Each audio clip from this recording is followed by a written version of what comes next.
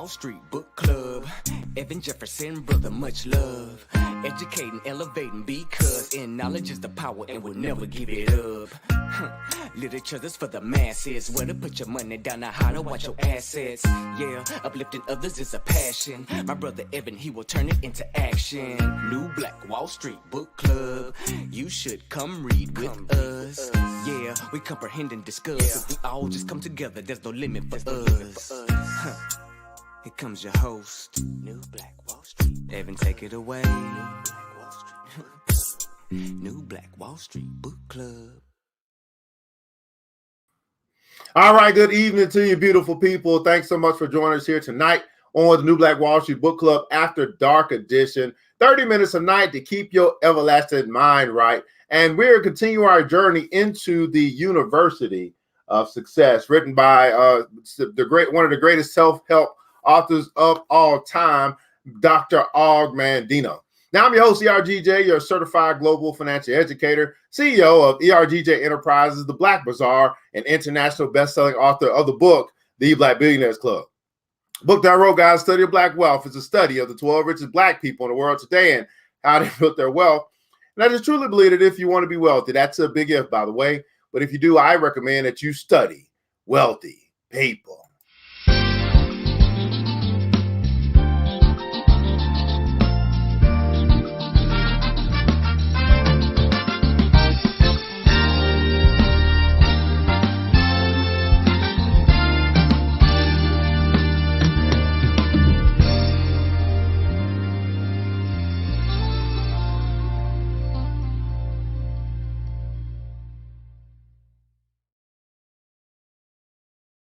Now, the interesting thing is we're actually going through the Black Billionaires Club book for our morning book club. So you can catch that at 7 a.m. Eastern Standard Time, Monday through Friday. We just went through billionaire number 11 today. And so we'll be going through billionaire number 10 tomorrow.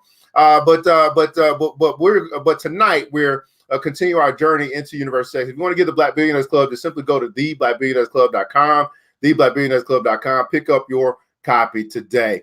Hey, man, it's roll call time. Beautiful people, want to find out who has joined us here tonight, who's ready to rock and roll to get their education up. Man, go ahead and let us know where you're connecting from, what city, what state, what country, what city, what state, what country, as we're broadcasting across the World Wide Web and Facebook and also YouTube. Understand that worldwide simply means global. I want to shout out to all of my brothers that's over at the Financial Help Mentor page.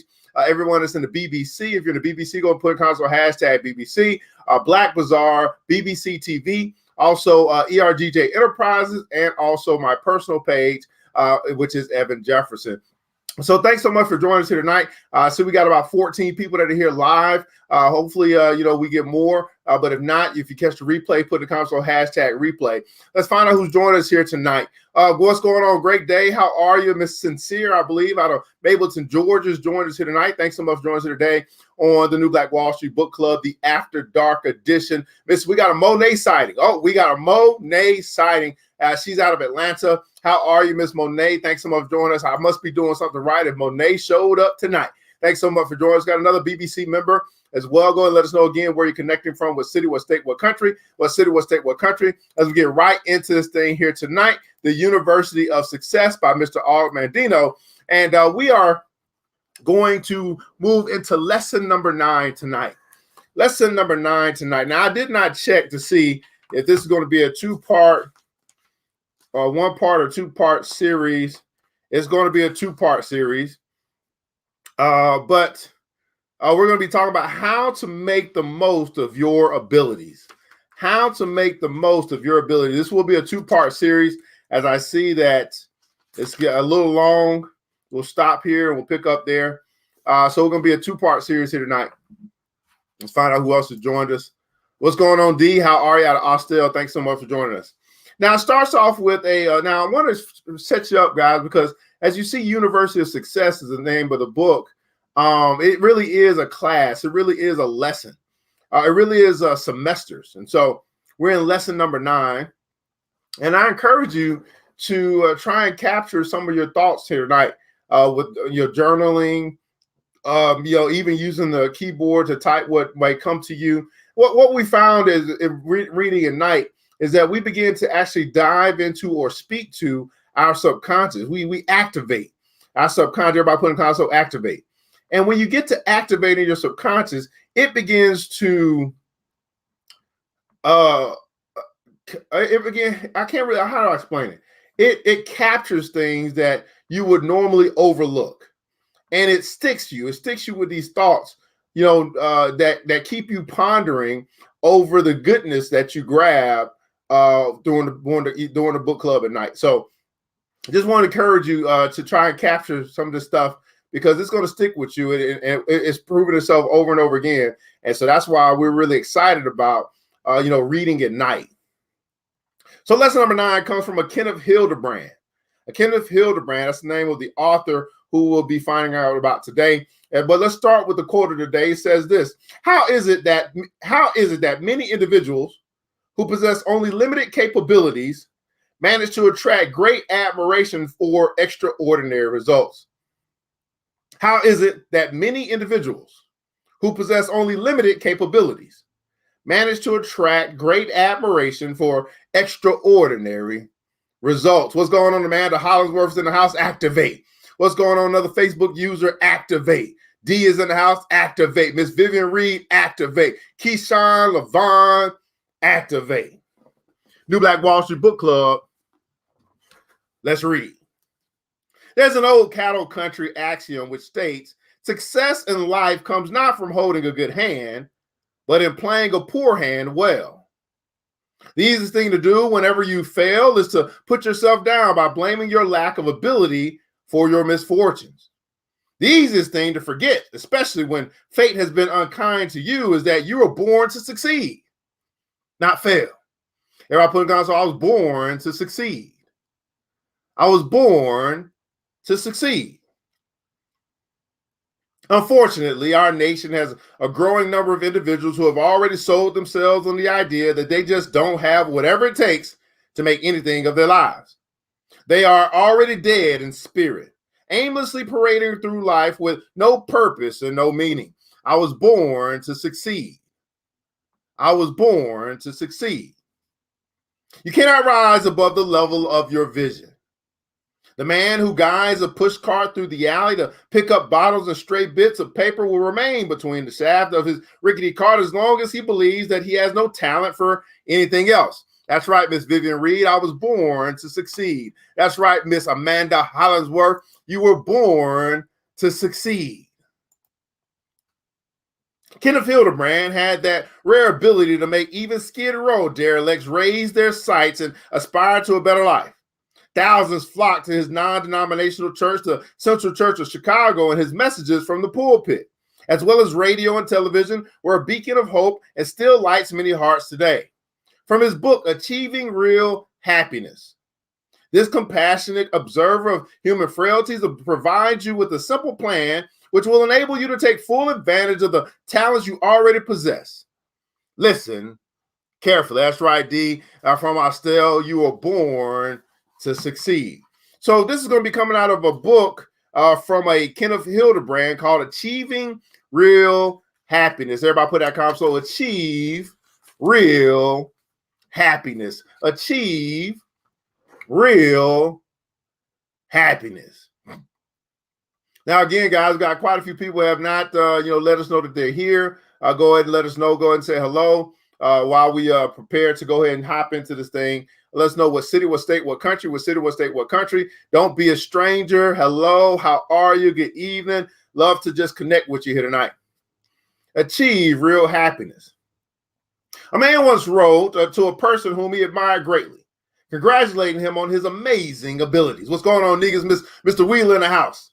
The letter he received in reply contained these sentences. No, my friend, you're quite wrong about me. I'm just an ordinary individual without special ability in any line. In most things, I'm only just above the average, and some things I'm under the average rather than over.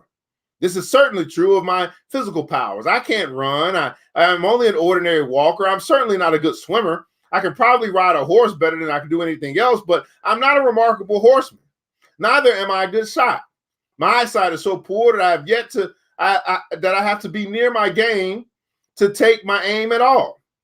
So you can see that As far as physical gifts are concerned, I'm just an ordinary man. The same thing is true of my literary ability. I'm certainly not a brilliant writer. During my lifetime, I've written a good deal, but I've always had to work or slave over everything I put on paper. So who is this man of ordinary abilities who had done so much with them that he had excited the admiration of others? His name was Theodore Roosevelt. By his own judgment, he was a man of no outstanding talents, but how he used the abilities he had. This brings into focus a question which troubles many of us. What is the secret which harnesses ordinary powers to outstanding achievements? How do some individuals attract admiration for extraordinary results when actually they possess only limited talent?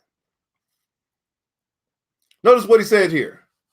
But how he used the abilities he had. Everybody put in console, use it. How you use the abilities that you have. What's going on, Mr. Wheeler, man? Achieve real happiness. Miss D from Austell, achieve real happiness. Miss Amanda, that's right, achieve real happiness. How you use your abilities. How you use your abilities. Think of the word talent as synonymous with ability, and several suggestions on how to make the most of your own capabilities will become evident. The first is to take stock of your own abilities. Everybody put in console, take stock. Take stock. Know what you got. You got to know what you got. You got to know what you're working with. Everybody put in console, take stock. Take stock of your own abilities. What are you good at? What are you strong at? What are you weak at? You got to know what you got. What talents do we possess? What are our assets, our strong points? We should also take our inclinations into account. Possibly we have several talents, any one of which could develop into something useful and satisfying if we were to pursue it. Our inclination helps us decide which of our assets to develop.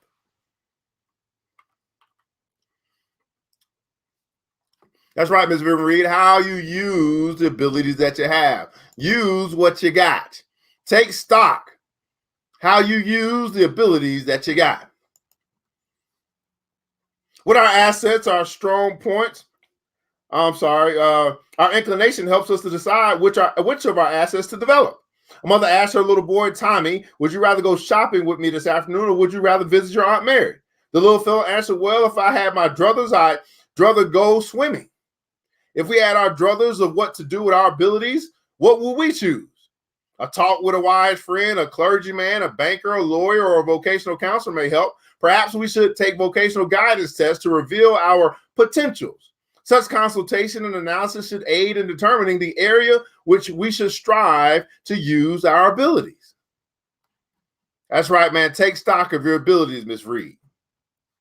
In taking stock of our abilities, we should ask ourselves if the area in which we have talent is feasible. A man once was a member of an Admiral Richard E. Byrd's Arctic expedition, fell in love with the far north. He still dreams of his experiences on that expedition. He wants to dedicate his life to polar explorations, but the ambition hardly is practical. There's a dearth of polar expeditions at present. Because he cannot fulfill his heart's desire, he is discontented and uncooperative in the work he does. Frankly, he makes himself a nuisance. Instead of dreaming about exploring the Arctic, would it not be more sensible to explore the needs of his neighborhood and to organize a restless young group of vandals into a boys' club, or to use his fine abilities and he has them in leading a Boy Scout troop? He could fire growing boys with admiration for the kind of bravery, team play, unselfishness, and integrity essential to the conquest of the polar regions and of their own futures. We should apply the same test to ourselves. If we're in earnest about making the most of our abilities, is our ambition feasible? Does it lie in a range of practical possibility? If not, we are wise to turn our aspirations to other channels. We should begin by surveying the opportunities open to us. Situations which first appear as roadblocks may later reveal themselves as walls of guidance. On a train trip west, I was attracted to a clean-cut porter and struck up a conversation with him. He inquired about the opportunity to study pharmacy in Chicago. I'm a student at the University of Arizona, he said, but it doesn't offer some of the courses I need. How did you decide on pharmacy as a career? I asked him. I really wanted to study medicine, he explained, but it is hard to break into the field, for the medical schools are so crowded that it is next to impossible to receive an appointment. I also thought of dentistry, but the situation is much the same. Good pharmacists are greatly needed, and I believe I can offer real service in that profession. The young man was hitching his wagon of purpose to a practical star. He was matching his aspirations realistically with opportunity. Denied his first choice and even his second, this did not deter him from expanding his abilities into practical and highly useful service. Now, notice this. In these instances, these brothers and sisters, they got dreams, things they want to do, but some of the things that they want to do aren't practical for them to do right now. But they can still expand their abilities to find something in the realm of what they really want to do, so they can start making a difference. Now, everybody put in console, make a difference. So they can start making a difference now. Use your abilities. Use what you got to make a difference now. Use your abilities. Use what you got to begin to make a difference now. A second suggestion is to discipline our abilities for maximum usefulness. Success demands foresight and industry. It responds to thought and care through preparation, though preparation is imperative if we are to use our capabilities to the fullest. The greatest undiscovered resources in the world lie under our hats and stand in our shoes. It is our responsibility to develop them. It is your responsibility to develop your abilities. Now, what does the word develop mean? Develop just simply means to improve. Develop just simply means to make better. Develop simply means to expand. It's your responsibility to know what you got.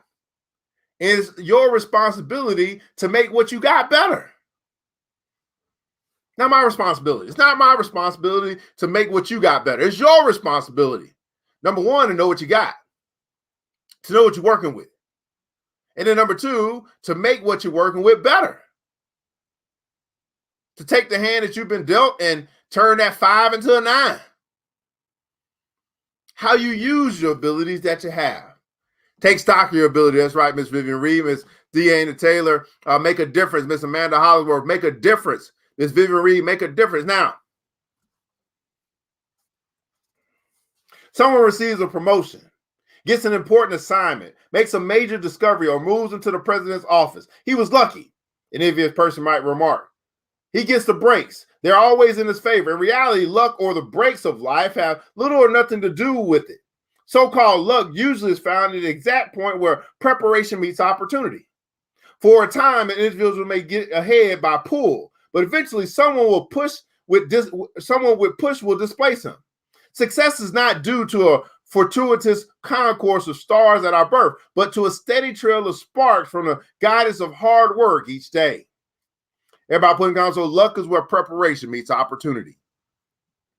Luck is where preparation meets opportunity. And so here's a great question. Are you prepared? That's right, Miss Vivian Reed. Are you prepared? That's right, Miss Amanda Hollingsworth. Are you prepared? That's right, Miss D. Taylor. Are you prepared?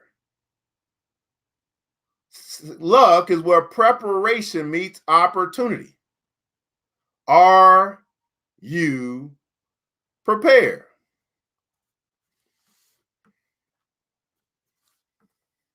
What's going on, Hugh Little in the house?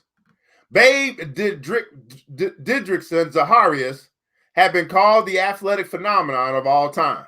This woman from Texas ran, jumped, rode, and played such games as basketball and baseball with superb skill. Her prowess in track and field events won 5 first places in the Olympic trials in 1932 and made her an international sensation when the Olympic Games in Los Angeles that same year. She placed first in the women's 80-meter hurdles, first in the javelin throw, and second in the high jump.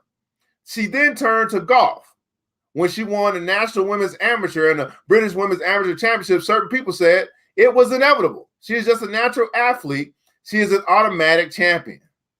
The facts, however, tell a different story about the automatic champion.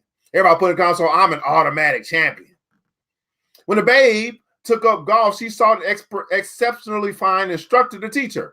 She studied the game. She analyzed the golf swing, dissected it, and tested each component part until she felt she understood it thoroughly. When she went on to practice to tee, she would practice as much as 12 hours a day, hitting as many as 1,000 balls in the afternoon. She would swing and keep swinging until her hands were so sore that she scarcely could grip a club. She would stop swinging long enough to tape her hands before picking up her club again. That is the method she used to perfect her powerful swing. Does that sound as if she were an automatic champion? It takes preparation. It takes training. And it takes hard work to become a champion in any field of athletics. Later, her courageous battle against cancer, exhibiting the same high qualities of courage, perseverance, and faith, won the admiration of a nation.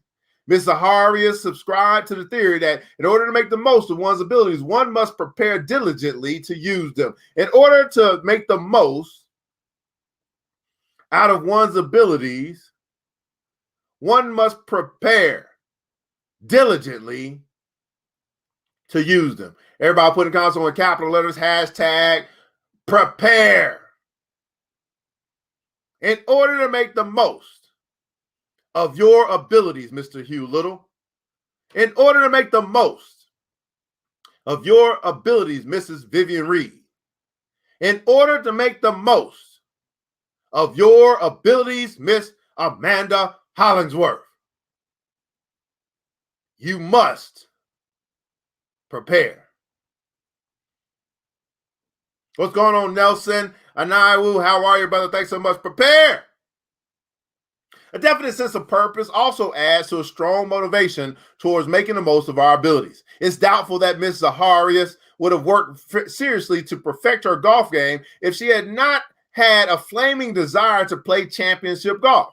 Nor will we cultivate and develop our capacities to our fullest until a compelling purpose inspires us to do so. We all know that purpose makes a difference. A clear picture of what we wish to accomplish and the determination to reach our goals strengthens our power to achieve it. It can make the difference between success and failure, frustration and a zest for living, happiness and unhappiness. Strong lives are motivated by dynamic purposes. Lesser ones exist on wishes and inclinations. The most glowing successes are but the reflections of an inner fire. We're talking about purpose. It can make the difference between success and failure. This is what we typically call your big why. Why? Why even try? Why even do? Why do you even want to do this thing? Your big why. Purpose. The biography of Meme Curry, written by her daughter, depicts her long struggle to discover radium. After her husband Pierre and she had become convinced that radium existed, they struggled for long, grueling years in their shared laboratory, years filled with perplexities and bitter disappointments in an effort to isolate radium. With a terrible patience, they treated tons of pitch blend residue, kilogram by kilogram, certain that it contained radium. Experiment after experiment failed, and experiment after experiment failed. In the film version, after 48 experiments was unsuccessful, her husband gave way to despair. It can't be done, he cried. It can't be done. Maybe in 100 years it can be done, but never in our lifetime. Meme Curry was made of sterner stuff. If it takes 100 years, it will be a pity, she answered. But I dare not do less than work. I dare not do less than work for it so long as I have life. Whoa. I dare not do less than work for it for as long as I have life. How many of you guys have something so strong that you say to yourself, I'm going to work for this as long as I have life? How many guys have some semblance, some purpose, some thing, goal, dream, aspiration that's got you to the point where you're saying, you know what? I'm going to keep working for this thing. I'm going to keep working towards this goal as long as I have life. What's so important to you that you must keep working on it? You must keep doing it. You must keep putting in the effort as long as you have life.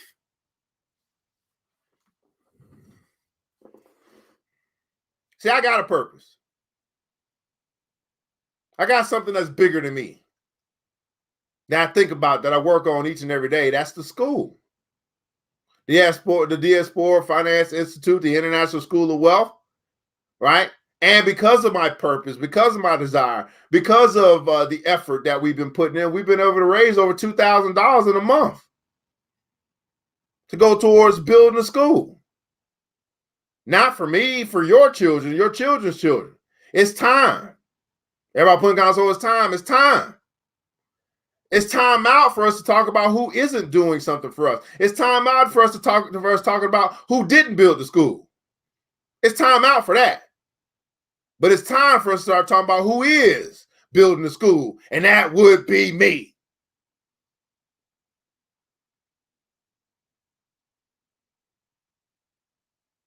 Well, so Hugh Little, you say, yeah, you definitely have a burning desire. Well, that don't cut it. When you can't define what that desire is, you just putting something out there saying you have a desire for what? What's going on? DD saying she got a burning desire. She put her hands up. A burning desire for what? Vivian Reed said eating and teaching health and wellness. Okay, fantastic. That's what you want to do. Keep doing it. That's right. It's time. It's time. Confronted by such a sense of purpose, the mysterious surrounding radium finally gave way on a night, which she was to remember always as a night of magic. She had spent the earlier part of the evening with an ill child. When at last the little one slept, she said to her husband, "Suppose we go down there for a moment." A note of supplication was in her voice, a superfluous note, for Pierre was as eager as she. Arm in arm, they went through the streets to the shed. "Don't light the lamps," she said to Pierre as he unlocked the door. Then she added with a little laugh, "Do you remember the day when you said to me, I should light radium to be a beautiful color?" They stepped into the room, and an indescribably beautiful bluish glow lighted the darkness. Wordlessly, they looked at the pale, glimmering, mysterious source of radiation. Radium, their radium, the reward of their resolution and patience labor. Multitudes of people drifting aimlessly to and fro without a set purpose deny themselves such fulfillment of their capacities. They are only shallow. They're not mean or vicious. They simply are empty. Shake them and they would rattle like gourds. They lack range. They lack depth. They lack conviction. Without purpose, their lives ultimately wander into a morass of dissatisfaction. As we harness our abilities to a steady purpose and undertake the long pull towards its accomplishment, rich compensations reward us. A sense of purpose simplifies life and therefore concentrates our abilities. And concentration adds power. Concentration adds power. Go ahead and put that in the comments below. King Edward VII of England once asked General William Booth, founder of the Salvation Army, how he could give himself with utter devotion to such an exacting and often thankless task. General Booth's reply is revealing. Some men's passion is gold. Some men's passion is fame. My passion is souls. Some men's passion is gold. Some men's passion is fame. My passion is souls. Concentration adds power. Now, Hugh Little, I see you say, you're passionate about generational wealth, but again, brother, that is so vague. Until you get to specifics, brother, you're just talking in the wind, man. You just sounding good, right? You have to define what generational wealth is. Maybe you have defined it for yourself, but that doesn't cut the mustard, man. That doesn't cut the mustard. But I do know that you have some passion about you. I just think you need to work on defining and refining what that is so you can get right to it. It don't take that long, man. It really don't. The only reason why it's taking longer for you than you would hope for it to be is because you haven't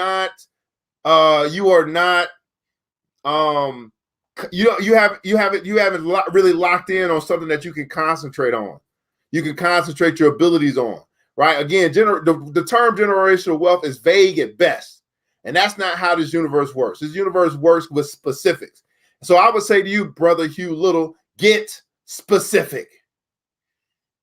Man, in Hollywood, yes, I'm going to continue to work for sharing these amazing health supplements, sharing wealth to others, and bringing life to folks internally and outwardly. That's what I'm talking about, Miss Hollywood. Keep on keeping on. Miss Vivian Reed, concentration adds power. Have you found that to be true? Miss Atlanta Hollywood, concentration adds power. Have you found that to be true? Miss Deanna Taylor, concentration adds power. Right on, my brother. That's right, Mr. Hugh Little. That's right, man. Get specific, brother. It's time.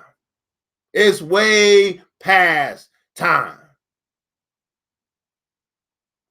This is the New Black Wall Street Book Club, where Black folk do read. You put in a book like The University of Success, written by Brother Mandino, and we absolutely will find it. I'm your host, ERGJ, Certified Global Financial Educator, CEO of ERGJ Enterprises and the Black Bazaar. I want you guys to remember this, that it takes a village. It starts with us. Let's build as we climb together. We all we got, beautiful people. Matter of fact, we all we really need. Thank God. That's more than enough. New Black Wall Street Book Club After Dark, 30 minutes a night to keep your everlasting mind right. You know what time it is. Mr. DJ hits the music. It's the New Black Wall Street Book Club with your host Evan Jefferson. It's time for us to go. Yeah. Now you ain't gotta leave the computer, but we encourage you to get out there and learn and apply all the things you learn at the New Black Wall Street Book Club. Yeah.